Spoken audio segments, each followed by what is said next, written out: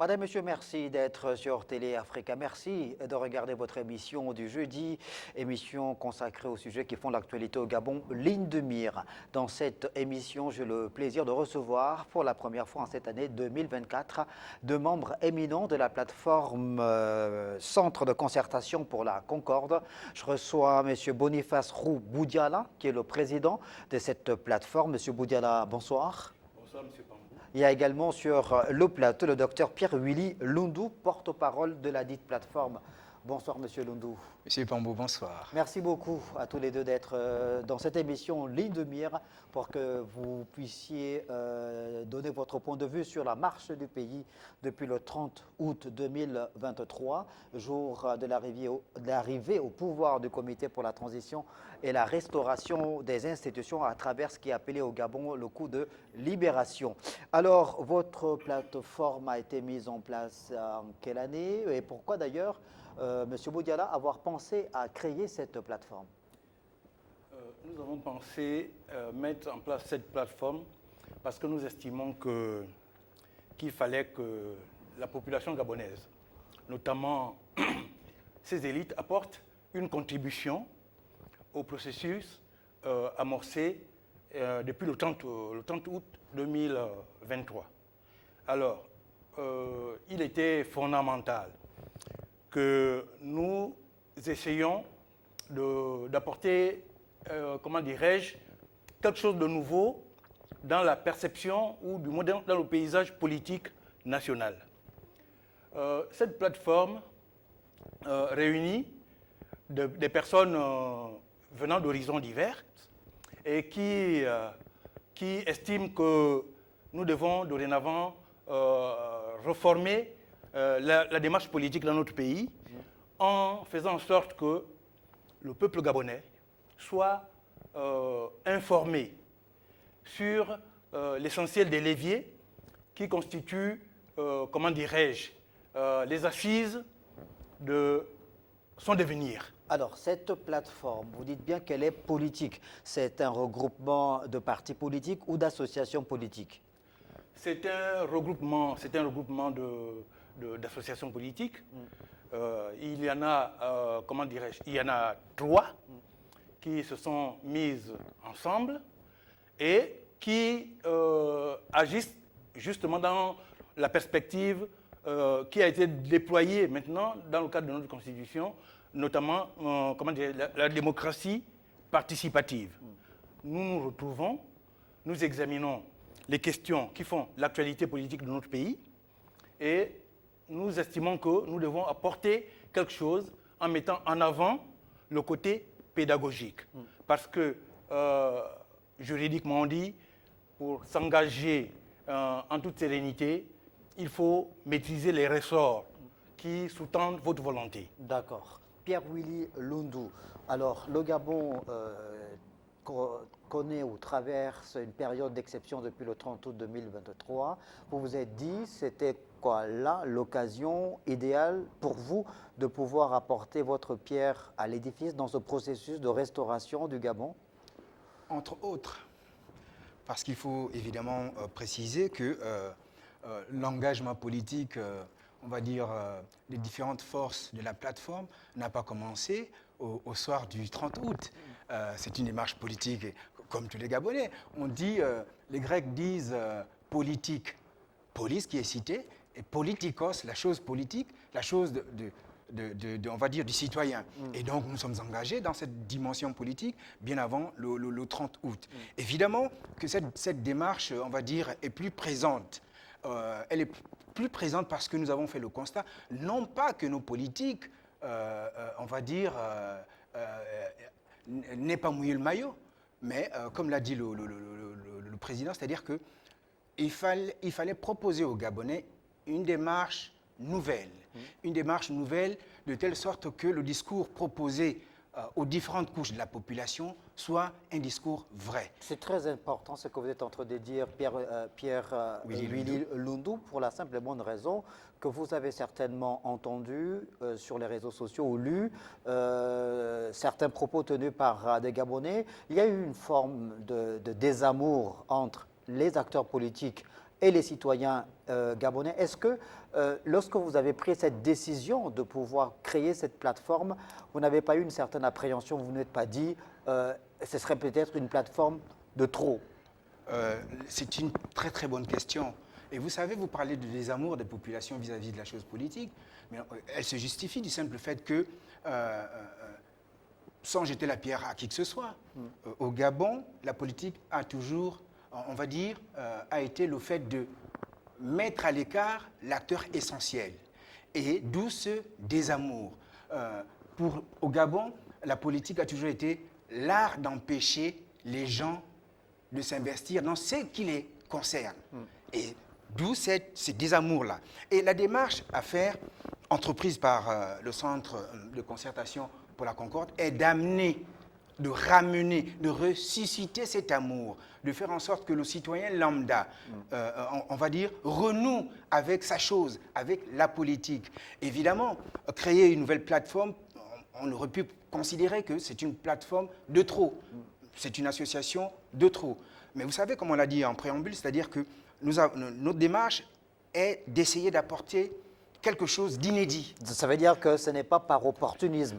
Aucunement par opportunisme. Comme l'a dit le président, c'est simplement pour essayer d'amener l'information au plus profond, on va dire, des recoins et coins de notre pays en insistant sur le discours vrai, en expliquant avec détail, on va dire, comme l'a dit le président, les différents leviers qui font en sorte que notre pays soit une nation, un État. On va rester sur ce point relatif à la politique, aux partis politiques, aux appareils politiques. Boniface Rouboudiala, président du Centre de concertation pour la Concorde, vous avez pris part, vous et la plateforme évidemment, au dialogue national inclusif, qui a été un dialogue qui a vu la participation de l'ensemble des forces vives de la nation. Au cours de ces dialogues, il y a parmi les recommandations citoyennes faites par les populations gabonaises, celles relatives au gel des activités des partis politiques. Il y en a même qui sont allés loin en proposant la dissolution de certains partis politiques, notamment le Parti démocratique gabonais. Est-ce que cette posture prise par certains Gabonais vous fait peur? Est-ce que vous la comprenez? Cette posture prise par certains compatriotes, Enfin, proposée. Hein, proposée, oui, par certains compatriotes, ne nous étonne pas, en raison de ce que la perception de la politique a généré beaucoup de frustration, beaucoup de discrédit vis-à-vis des différents acteurs politiques. Alors, ce n'était qu'une réaction, par rapport à une situation, par rapport à un vécu. Ce positionnement n'est pas le fruit d'une génération spontanée. Comme le disait mon porte-parole, notre porte-parole, l'homme doit être, le citoyen doit être au centre du jeu politique. Mais jusqu'à une période récente, le citoyen gabonais s'est senti toujours marginalisé dans le jeu politique, alors qu'en réalité, dans toute démocratie, dans toute république, parce que la notion de république renvoie à son étymologie grecque, res publica, la chose publique. Donc, notre république est notre maison commune. Et parce qu'elle est notre maison commune, le citoyen est le véritable détenteur de la souveraineté. Donc, quand des décisions sont prises sur le terrain politique, ces décisions devraient mettre en avant nos compatriotes, nous mettre en avant. Malheureusement, ça n'avait toujours pas été le cas. Et c'est même une des raisons pour lesquelles cette plateforme a émergé, parce que nous pensons qu'il faille agir dans le sens de redonner ces lettres de noblesse à la politique. Mais comment redonner ces lettres de noblesse à la politique? Comment justement? Quelle est la perception de la plateforme Concertation pour la Concorde? Mais la perception, elle est claire. On vous l'a déclinée dans notre propos liminaire. Cette perception consiste, pour notre plateforme, à intervenir sur toutes les préoccupations, les questions politiques, et apporter une lecture qui soit technique, politique, à nos compatriotes, en faisant en sorte que le discours ne soit plus un discours d'initié. Le discours devra être un discours accessible à tous, parce que une des craintes, ou du moins un des premiers freins pour le gouvernant, c'est déjà le fait de se dire « je dirige une nation dans laquelle les citoyens sont éclairés ».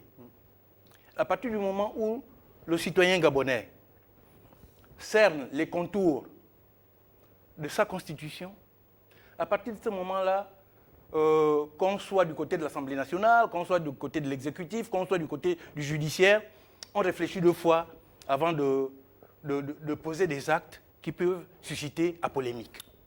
Boniface Robodiala, vous venez là de mettre le marqueur sur un des aspects les plus importants en cette période de transition au Gabon. Évidemment, c'est l'écriture de nouveaux projets de constitution qui a été soumise à l'appréciation à travers un vote des populations gabonaises qui se sont prononcées en toute responsabilité le 16 novembre dernier. Projet de constitution qui redéfinit donc le fonctionnement des institutions, qui garantit, selon ceux qui l'ont promu ou qui ont fait la promotion, comme vous, de ce projet qui garantit l'équilibre entre les différents pouvoirs. Vous aviez dit que vous avez, vous, au sein de votre plateforme Centre de concertation pour la Concorde, le discours vrai et surtout accessible.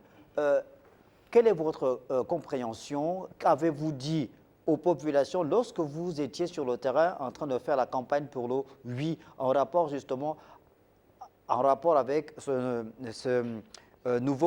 projet de constitution sur le plan lié au nouveau régime politique? Ce que nous avons fait, du moins la démarche qui a été la nôtre, a toujours été une démarche à caractère, je vais toujours me répéter, à caractère pédagogique.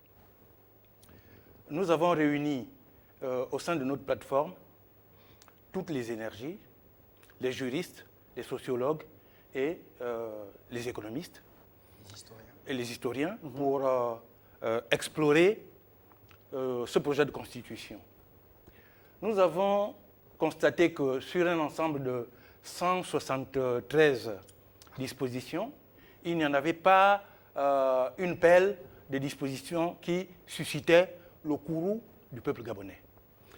Donc, à partir de ce moment-là, déjà, dans un ensemble, on s'est rendu compte que cette constitution consacre un certain nombre d'avancées. Mais il y a quand même eu un débat nourri sur la question relative à la mise en place du régime présidentiel, la disparition de la fonction de Premier ministre. Les acteurs politiques et même certains de la société civile se sont expliqués, affrontés sur les plateaux de télé et de radio sur cette question-là. Quel est le point de vue de votre plateforme en rapport justement avec ce régime politique présidentiel là? Monsieur Pambou, vous savez, là nous rentrons dans ce qu'on appelle les mécanismes du droit constitutionnel. Ce qu'il faut dire, c'est que, contrairement à ce qu'on peut raconter ou ce qu'on peut dire, en termes de régime politique, c'est vrai que les formations qui sont faites mettent en évidence quasiment 2 grands types de régimes, le régime parlementaire, le régime présidentiel. Alors, ce qu'il faut également ajouter, c'est que s'il y a une base, eh bien, il n'y a pas un modèle, un prototype de régime présidentiel. Il y a autant de régimes présidentiels qu'il y a des États qui choisissent ce régime-là. Le plus important est que la Constitution soit le reflet de la réalité politique du pays. Le plus important est que la population se reconnaisse derrière sa loi fondamentale. Alors, il n'y a pas... Non, il y a peut-être des standards, mais c'est des standards qui ne peuvent pas être transposés tels quels dans tous les pays du monde. Donc, Pierre-Willy Lundu, donc à entendre le propos de Boniface Roubou-Diala, le président de votre plateforme, et donc il n'y a pas de constitution prédéfinie ou de régime politique prédéfini imposable à toutes les sociétés dans le monde. C'est l'idée que vous défendez. Quels sont les autres aspects qui ont fait en sorte que vous fassiez au sein de votre plateforme la promotion de ce projet de constitution auprès des populations? Comme toujours, une très bonne question. Comme l'a dit le président, il y a plusieurs avancées dans ce projet de constitution plébiscité par le peuple gabonais le 16 novembre dernier. Dans ces avancées, il y a la dimension sociale. Quand je dis dimension sociale, je fais référence à ce que nous sommes. Nous sommes Gabonais, nous venons de quelque part. Et dès le préambule de ce projet de constitution, on a référence à l'ancestralité. Et ça, c'est essentiel. Dès le préambule, le Gabonais se reconnaît.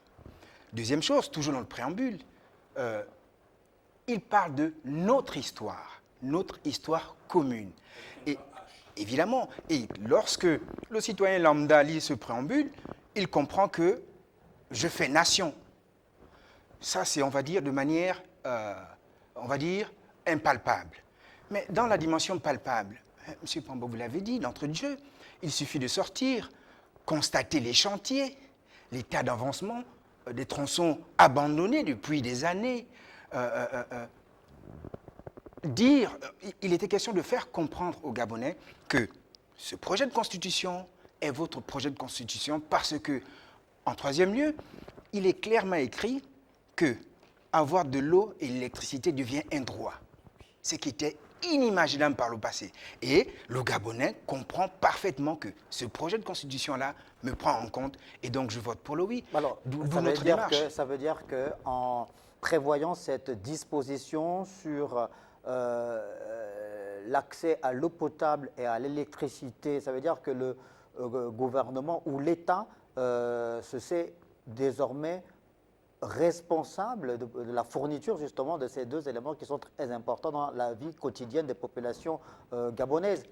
On a aujourd'hui une situation justement sur le plan social qui est très difficile, vécue par les populations en matière de rupture quasiment quotidienne de la fourniture en électricité, plusieurs foyers qui n'ont pas accès à l'eau potable. En mettant cette disposition dans la Constitution de la République, l'État a donc mesuré l'importance pour les populations d'avoir accès à ces services, mais surtout sa responsabilité. Ça veut dire que les Gabonais sont en droit d'attaquer l'État si jamais ces services ne sont pas offerts. Absolument. Le président le disait, c'est-à-dire que lorsque les gouvernants sont conscients que les administrés sont conscients, ils ont plutôt intérêt à tout faire pour respecter la lettre et l'esprit de la loi fondamentale. Le Gabonais lambda sait dorénavant qu'avoir de l'électricité jour et nuit est un droit. Avoir de l'eau courante potable jour et nuit est un droit. Et conscient que les administrés en sont conscients, les gouvernants n'ont pas le choix que de, comme on dit, je vais prendre une expression footballistique, mouiller le maillot pour faire en sorte que les administrés soient à l'aise pour parler comme au quartier. Parce que nous constatons des délestages. Les autorités de la transition ont hérité d'un passif très difficile. Il n'y a pas un seul quartier dans Libreville, pour ne prendre que cet exemple-là, UP soit-il, où il n'y a pas de problème d'électricité, où il n'y a pas de problème d'eau. Et donc, inscrire ces éléments essentiels de vie dans notre mer des lois est quelque chose, c'est un saut qualitatif pour l'acteur principal, le peuple. Alors, oui, professeur. Je voulais compléter son analyse. Oui, Boniface Roubou-Diala. Merci. Vous savez, aujourd'hui, il y a une notion qui fait tache d'huile dans notre société. C'est la restauration de la dignité du citoyen, la restauration de la dignité des Gabonais. L'eau et l'électricité, dans une république qui se respecte, sont des services de base qui participent à cette restauration de la dignité. c'est pour dire que les autorités actuelles de la transition n'ont pas attendu cette inscription dans notre Constitution pour prendre à bras le corps cette problématique. Nos téléspectateurs qui nous suivent se rappelleront qu'il n'y a pas très longtemps, le président de la République a réuni à la présidence de la République tout le GOTA et de la Société énergie d'eau du Gabon pour débattre de cette question. Des moyens ont été décaissés par l'État parce qu'il s'agit d'une préoccupation essentielle, fondamentale. Et donc, cette inscription dans le cadre de la ligne constitutionnelle vient simplement rassurer le peuple gabonais. C'est également une manière de dire, population gabonaise, nous faisons attention à votre situation et dans ce sens, nous nous engageons à faire tout ce qui est possible à notre niveau pour vous permettre d'avoir ce strict minimum. Alors, je reviens sur le mot restauration de la dignité des Gabonais. Le Gabon a une histoire, évidemment. On sait qu'avant l'accession de Gabon à la souveraineté internationale en 1960, on a été évidemment une colonie française. Et durant cette période coloniale, on était dans un ensemble sous-régional, l'AEF, je crois, l'Afrique équatoriale française. Le Gabon recevait déjà, donc à cette période-là, plusieurs communautés des pays voisins et même d'autres venus de l'Afrique de l'Ouest. On se rappelle du propos du feu président Léomba, le premier président du Gabon, qui à un moment avait estimé que les Gabonais avaient droit à pouvoir accéder à l'emploi chez eux et que le Gabon n'était pas la Cendrillon de l'Afrique équatoriale.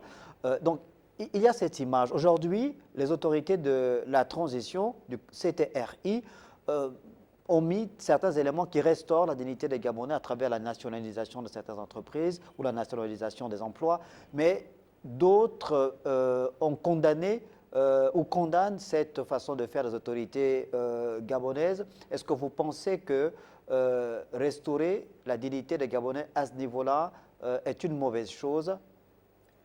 Nous pensons que la restauration de la dignité des Gabonais est une contrainte pour tous les gouvernants gabonais. Ce qu'il faut dire, c'est que on peut voir le président de la République. On peut voir les différents pouvoirs, notamment le pouvoir législatif, le pouvoir judiciaire.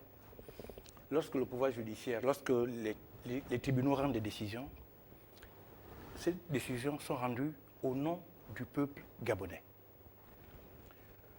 Lorsque le président de la République est élu, il est élu par le peuple gabonais. Lorsque les députés sont élus, ils sont élus par le peuple gabonais. En réalité, le véritable souverain, c'est le peuple. C'est lui qui donne les mandats. Et nous pensons que la volonté aujourd'hui mise en évidence par les autorités ne remet pas en cause les liens de fraternité que nous avons avec nos frères et amis qui estiment que le Gabon est un havre de paix et qu'il faille qu'ils viennent s'installer dans ce pays. Le peuple gabonais a toujours été très réceptif, très ouvert. Et comme dans toutes les républiques, à un moment, il y a des mesures qui peuvent être prises, mais ces mesures-là ne doivent pas être considérées comme discriminatoires. Parce que en restaurant la dignité du Gabonais, en lui assurant la possibilité d'avoir un bel emploi et une rémunération acceptable, va avoir une répercussion au sein de la société.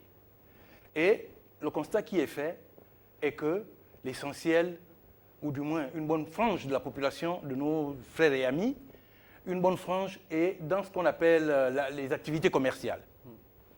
Et la prospérité de ces activités commerciales dépend également du pouvoir d'achat des uns et des autres. C'est donc dire que quand on prend tout, mis bout à bout, on se rend compte que cette restauration de la dignité va avoir un effet positif sur ces communautés amies qui sont installées chez nous et que nous soutenons. Pierre-Willy Loundou, alors le Gabon est l'un des rares pays en Afrique, et surtout en Afrique centrale, dans lequel on retrouve une importante communauté venue des quatre coins quasiment de l'Afrique notamment. Est-ce que pour vous c'est un procès d'intention qui est fait au Gabon quand on veut le faire passer pour une nation xénophobe, un pays xénophobe, alors qu'on sait que les lois, même sur le plan international, les conventions qui sont signées, encadrent justement le flux des populations. Il y a un seuil qui est tolérable. Au Gabon, je crois qu'on est même au-delà du seuil acceptable. Monsieur Pambo, souvent on nous dit, pour nous mettre en marche, les grandes démocraties. On a souvent entendu ces expressions-là. Que ne voyons-nous pas dans ces grandes démocraties par rapport à la question de l'immigration? Le candidat républicain a été élu aux États-Unis. Donald Trump. Donald Trump. Il parle de mur. Pourquoi parle-t-il de mur par rapport à cette question? Aujourd'hui, nous constatons très bien que le Rassemblement national est au seuil du pouvoir. Quel est son leitmotiv? L'immigration. Lorsqu'on prend le Gabon, nul ne peut taxer le Gabon d'être un pays xénophobe. Le Gabon est au centre de l'Afrique. Le Gabon est un pays essentiellement de Bantous. Les Bantous ont une culture d'accueil. Prétendre dire que le Gabon, par, on va dire, la mère des lois, qui, on va dire, dorénavant, cadenasse la première des institutions, pour moi, c'est un procès d'intention. Pourquoi?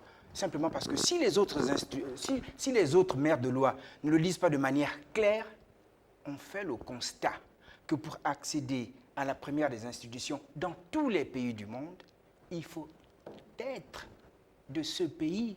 Monsieur Pambo, encore une fois, ce n'est jeter la pierre à personne.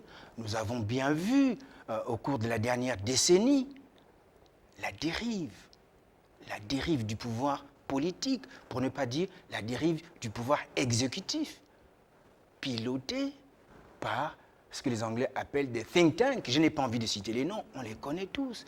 Et c'est pour mettre un terme, nous étions en train de perdre notre pays, c'est pour mettre un terme à ces dérives-là que le projet de constitution encadre de manière définitive, de mon point de vue, l'accession à la première institution du pays.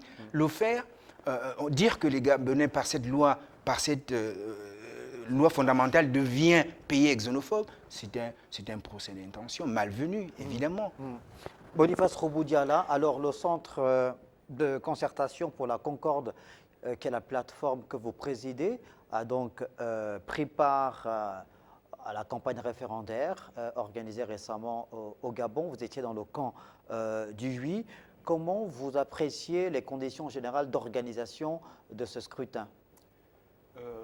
Cette question elle est importante, extrêmement importante, parce qu'elle permet de poser le curseur sur une question qui a toujours constitué une réelle pomme de discorde dans la vie politique de notre pays. Ce qu'il faut dire, il faut partir de notre histoire.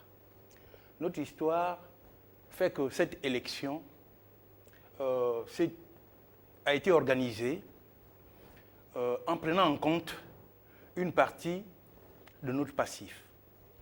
Pourquoi je le dis? Mais je le dis simplement parce que le fichier électoral qui a sous-tendu cette élection est un fichier qui avait été mis au goût du jour lors du dernier recensement avant l'élection présidentielle de 2023. Avant les élections générales. Avant les élections générales. Et curieusement,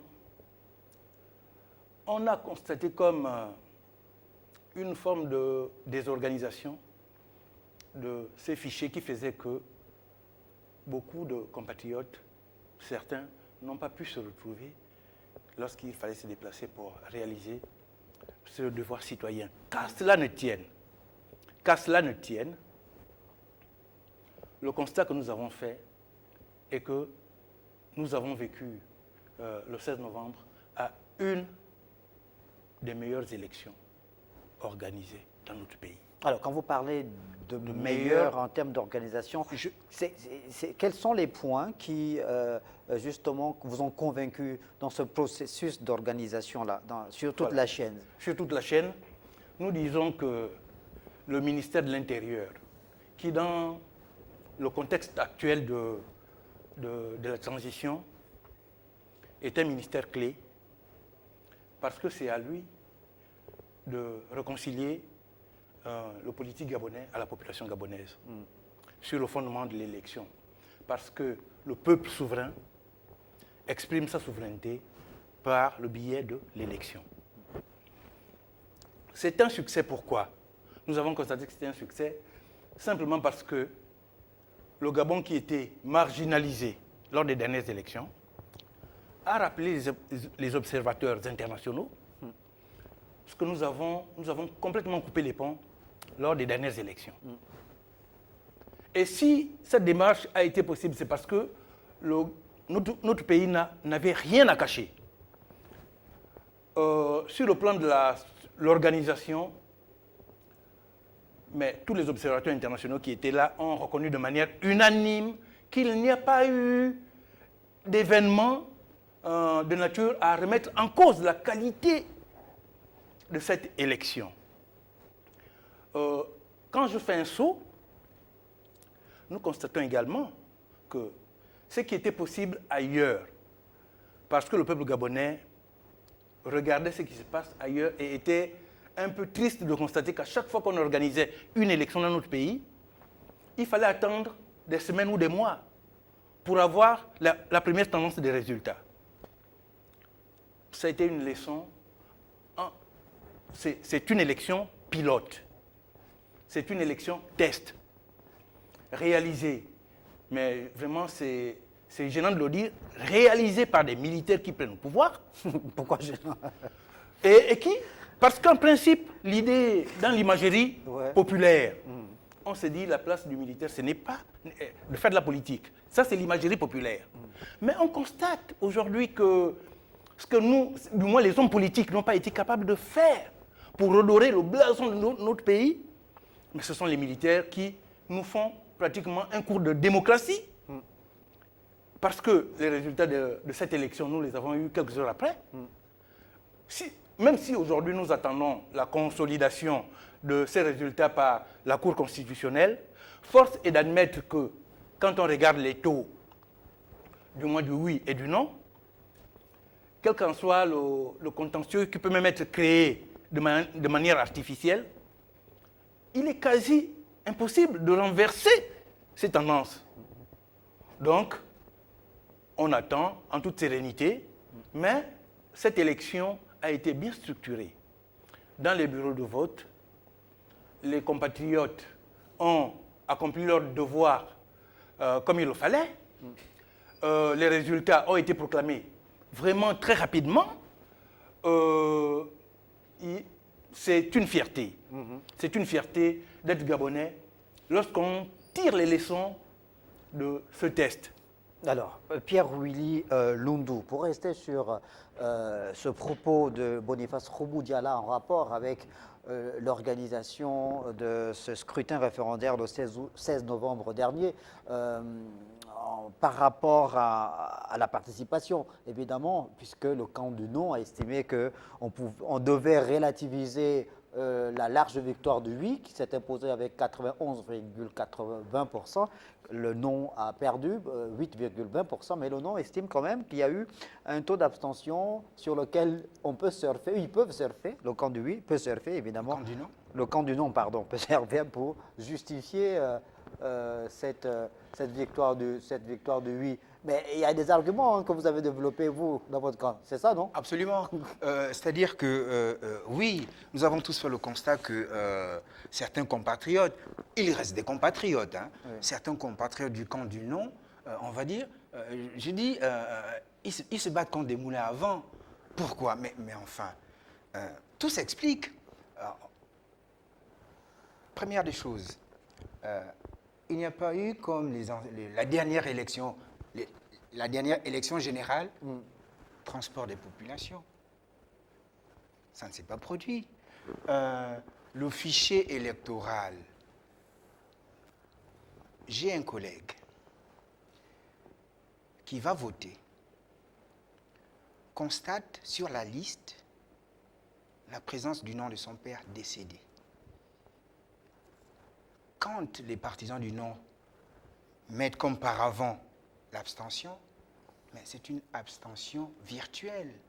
Pourquoi? Simplement parce que le fichier électoral, le président l'a dit, est hérité on va dire, du régime déchu, et un fichier électoral à dessein. Donc, il est fondamental, avec on va dire, le démarrage, on va dire, de la loi électorale qui commence en, je crois, janvier-février, Oui. de sérieusement toiletter notre code électoral et notre fichier électoral. Pour faire en sorte que, lorsqu'on va aux élections, on va dire, cette question de taux de participation ne soit plus qu'un lointain souvenir, encore qu'il ne devrait même pas être question de taux d'abstention. Alors, en parlant justement du toilettage du code électoral qui sera organisé ou fait par le ministère de l'Intérieur entre janvier et février 2025, il y a le code, il y a la liste électorale en elle-même. Absolument. Pour ce qui est du code, par exemple, il y a certains qui estiment qu'il faut tenir compte d'un ensemble de paramètres comme peut-être travailler ou arrimer le toilettage de ce code sur un nouveau découpage administratif. Est-ce que vous êtes d'accord? Bon, vous savez, sans faire de procès d'intention à aucune autorité précédant on va dire les autorités de la transition, le découpage, on va dire, électoral dans notre pays a fait couler beaucoup d'encre. Hein, parce que, vous savez, il y a, de mon point de vue, deux situations. C'est-à-dire que, alors, le découpage se fait-il par rapport à la superficie ou par rapport à la population? C'est des débats qui... Ouais, il y a les aspects démographiques, évidemment, mais c'est plus des aspects démographiques. Vous savez, monsieur Pambou, vous savez comme moi que il y a des zones dans notre pays, pour ne pas dire des régions, où, on va dire, on a plus, d'accord, par rapport à d'autres. C'est aux autorités de la transition de s'asseoir avec tout le monde, comme ils l'ont toujours fait depuis le 30 août, et de prendre des décisions de manière collégiale et toujours faire œuvre de pédagogie. C'est-à-dire que là où on va restreindre, si c'est le cas, on explique. Là où on va ajouter, on explique. Avec une telle démarche, je pense que les populations et on va dire les politiques comprendraient aisément pourquoi cette démarche-là, de mon point de vue. Alors, vous avez mis le curseur sur l'aspect démographique. Pierre-Willy Lundou, Boniface Rouboudiala, ce point relatif justement à ce découpage-là en ce qui concerne l'aspect démographique. Il y en a par exemple qui ont estimé que ce n'était pas normal que la province du Haut-Ogooué, qui est pourtant l'une des plus grandes du Gabon en termes de superficie, ait plus d'élus locaux ou nationaux que la province de l'Estuaire, est plus petite, mais dans laquelle vivent les 3/4 de la population gabonaise. Absolument. Il faut mettre en avant des critères, non pas des critères politiques ou des critères subjectifs. Il faut mettre en avant des critères objectifs qui feront en sorte que ce découpage soit moins critiqué. Nous sommes le centre de concertation pour la Concorde. La concertation est essentielle dans ce genre de situation. Le ministère de l'Intérieur, je vous l'ai dit, aujourd'hui, est un ministère clé pour le devenir de notre démocratie. Il est nécessaire d'objectiviser les démarches,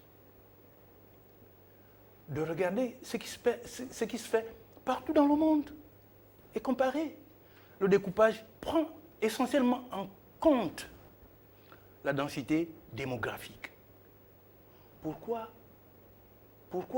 le Gabon s'entêterait à enfoncer des portes ouvertes en choisissant le chemin de la facilité? Allons vers des critères objectifs, redéfinissons ce découpage et il faut qu'il soit le reflet de notre société. Ce n'est qu'ainsi que le politique va vraiment signer sa réconciliation avec le citoyen gabonais. Aujourd'hui, il y a cette défiance. Nous nous rappelons des critiques au sorti des différentes élections, où, quand on regarde démographiquement, nous sommes conscients qu'il y a des provinces moins pourvues démographiquement, mais qui hier servaient de variable d'ajustement. Mais justement, juste sur cet aspect que vous venez de soulever, Boniface Rouboudjala, quand vous parlez de variables d'ajustement, le constat qui est fait, c'est que les principaux centres urbains, que vous prenez Libreville, on a dit les trois quarts de la population gabonaise, les trois quarts vivent à Libreville. Absolument. En termes de densité, donc, vous avez Libreville, vous avez Franceville, vous avez Oyem. D'accord. Absolument. Vous avez Port-Gentil. Port-Gentil. Vous avez Port-Gentil aussi. Le constat qui est fait, c'est que, d'ailleurs, regardez les résultats lors du dernier vote référendaire.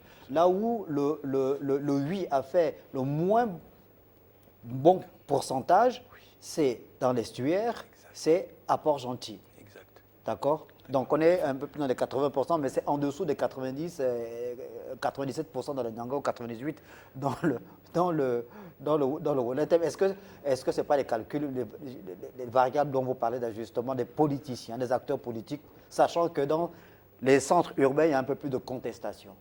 Bon, nous pensons qu'il ne s'agit pas là d'un calcul qui a été fait, notamment par rapport à la dernière élection référendaire. Non, ça n'a rien à voir avec le référendum. Voilà. On parle des résultats précédents. Oui, c'était des calculs qui étaient faits. C'était des calculs qui étaient faits parce qu'à l'époque, la démarche consistait à faire plaisir au prince. À un moment, il faut que nous crédibilisons notre pays. À un moment, il faut que nous exprimons notre amour pour notre pays. Et cet amour passe par la nécessité de faire taire les petits calculs politiciens qui sont faits. Et nous avons même constaté que dans notre pays, nous avons eu peut-être le malheur de laisser prospérer une catégorie d'hommes politiques. Une catégorie, M. Pambou, une catégorie d'hommes politiques, des personnes qui n'ont quasiment aucune qualification professionnelle, mais qui ne vivent que de la politique, qui ne vivent que des mandats et qui sont les personnes les plus dangereuses parce que lorsque vous essayez de mettre sur la table des critères objectifs qui mettent en avant l'intérêt général, lorsque ces personnes se sentent frustrées, mais elles pensent peut-être que c'est une manière de les disqualifier politiquement, elles pensent peut-être que c'est une mise à mort, mais en réalité, si nous aimons notre pays, comme on a tendance à le dire dans le discours politique, si nous aimons notre pays, eh bien, construisons notre pays sur des bases objectives. Retraçons, redéfinissons ce découpage sur des considérations qui ont fait leurs preuves et qui nécessitent, comment dirais-je, l'accord de l'essentiel, que ce soit au Gabon ou ailleurs, la densité démographique. Pierre Willy Lundu, alors ce processus qui sera donc lancé par le ministère de l'Intérieur dès janvier prochain, celui en rapport direct avec le code électoral. Il y a les aspects liés au découpage. Il y a également d'autres points, et pas des moindres, en ce qui concerne ce découpage électoral-là. Est-ce que vous pensez que le ministère de l'Intérieur devrait aller au bout pour faire en sorte que, au sortir de cette opération, toutes les parties prenantes ou l'ensemble des forces vives soient satisfaits de la mouture qui sera présentée par le ministère de l'Intérieur? Il y a certains acteurs qui estiment que ce travail-là ne devait pas être que l'affaire du ministère de l'Intérieur. Il faut que l'ensemble des forces vives de la nation participent au processus électoral. C'est un aspect essentiel. Et il faut comprendre que les choses ne sont pas figées. Les Gabonais ont plébiscité le nouveau projet de constitution. Et ce projet de constitution, il y a une dimension démocratie participative. C'est pourquoi je disais que, de mon point de vue, je ne pense pas que les choses soient figées. Pourquoi? Parce que simplement, évidemment, le Gabon ne réinvente pas la roue. On va dire, les grands pays démocratiques, ce sont toujours, on va dire, des ministères régaliens qui organisent l'élection. Donc le Gabon ne réinvente pas la roue. Le Gabon ne fait que remettre l'église au centre du village. Maintenant, je pense que les autorités de la transition impliqueront, c'est mon point de vue, impliqueront, et elles y gagneraient à impliquer, on va dire, les associations pour, on va dire, dans ce processus-là de découpage, de telle sorte que lorsque c'est présenté au public, le public comprend que on va dire, ce n'est pas des petits arrangements du seul ministère de l'Intérieur et de la Sécurité. Bien au contraire, les résultats mis à votre disposition sont l'œuvre, certes, de ce ministère régalien, mais de tous les Gabonais. À partir de ce moment-là, contestation, il ne devrait pas y avoir, je le pense. Alors, on espère évidemment que le ministère de l'Intérieur pourra réunir l'ensemble des forces vives de la nation, peut-être, pour faire un point sur ce processus en lien avec le nouveau code électoral qui sera donc soumis et qui va sous-tendre l'organisation des prochaines échéances importantes attendues dans notre pays en 2025. Boniface Rouboudiala, on s'achemine tout doucement vers le terme de cette émission. C'est allé très vite, évidemment, au regard de la qualité et la pertinence de vos interventions, de vos argumentaires en rapport avec ces questions qui font l'actualité dans notre pays. Quel regard portez-vous sur l'avenir, du moins à court et moyen terme, en ce qui concerne la suite de cette transition au Gabon? Nous, au Centre de concertation pour la Concorde, nous sommes très optimistes. Nous le sommes parce que, simplement, cette nouvelle constitution qui a été plébiscitée par le peuple gabonais pose les jalons de notre avenir commun. Mais ce qu'il faut dire, c'est que, pour l'heure, cette constitution n'a pas encore fait l'objet d'une promulgation. Nous attendons d'ailleurs les résultats de la Cour constitutionnelle. Au sortir des résultats de la Cour constitutionnelle, le président de la République prendra l'acte qui consistera à promulguer cette constitution. Et c'est à partir de ce moment que les choses seront beaucoup plus claires quant à l'entrée en vigueur de cette constitution. Mais ce qu'il faut dire, c'est que dans l'immédiat, il faudra que nous attirions l'attention de nos concitoyens sur ce que, qu'en dépit du choix qui a été formulé par rapport à cette constitution, la transition se poursuit. La transition se poursuit. Et, M. Pambo, le rôle de la transition, c'est un peu le rôle d'un médecin. Parce que le Gabon était malade. Et le traitement de notre pays, de cette maladie, est contenu dans l'article 2 de la charte de la transition. Cet article 2 de la charte de la transition liste les missions de la transition. Et une des missions essentielles de cette transition, c'est bien entendu la restauration de nos institutions. Parce que comme aime à le rappeler et le chef de l'État, l'objectif est de faire en sorte que nous ayons des institutions fortes.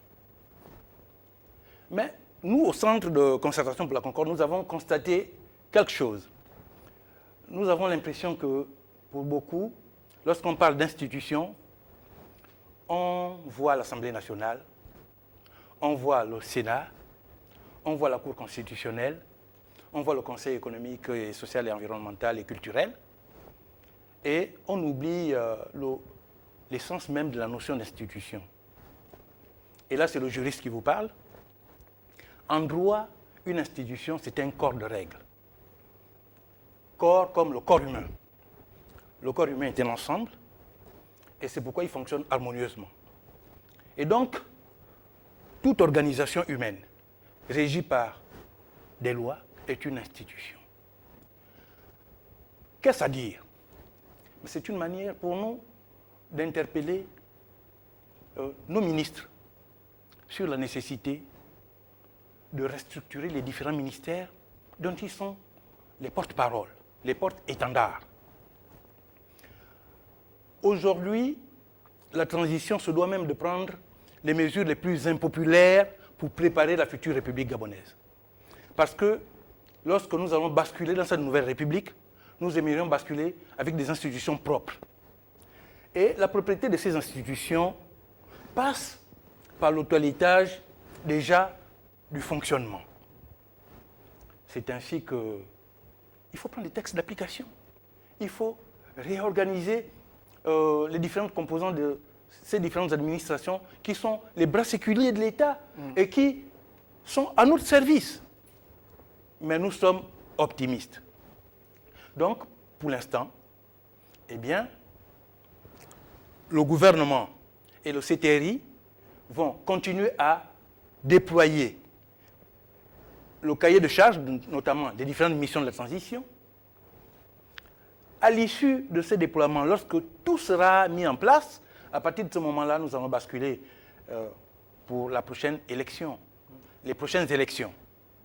Parce que ce n'est qu'au sortir de ces élections que nous allons enfin envisager notre essor vers la félicité, notamment descendre vers la nouvelle République gabonaise. Merci Boniface Roux Boudiala. Pierre-Willy Lundu, quelle peut être votre conclusion? Une conclusion simple. Les Gabonais se sont accoutumés, on va dire, à des nuages sombres au-dessus de leur tête. Aujourd'hui, il y a une éclaircie qui promet des jours meilleurs. Et le train est en marche. Il est à mi-chemin, on va dire. La station d'arrivée va être les prochaines échéances politiques qui procéderont de ce que nous avons débattu tout à l'heure, c'est-à-dire le fichier électoral, le code électoral, pour qu'enfin, au Gabon, nous ayons des élections transparentes, apaisées, de telle sorte qu'au lendemain de chaque élection au Gabon dorénavant, les Gabonais soient dans la sérénité. Nous sommes conscients, nous sommes confiants. Merci beaucoup, merci pour cette conclusion. Merci donc à tous les deux d'être passés sur le plateau de l'émission Ligne de Mire. J'avais donc le plaisir de recevoir Boniface Roux Boudiala, président du Centre de concertation pour la Concorde, et Pierre-Willy Lundu, le porte-parole de cette plateforme. Merci d'avoir regardé l'émission Ligne de Mire. On se retrouve la semaine prochaine, s'il plaît à Dieu.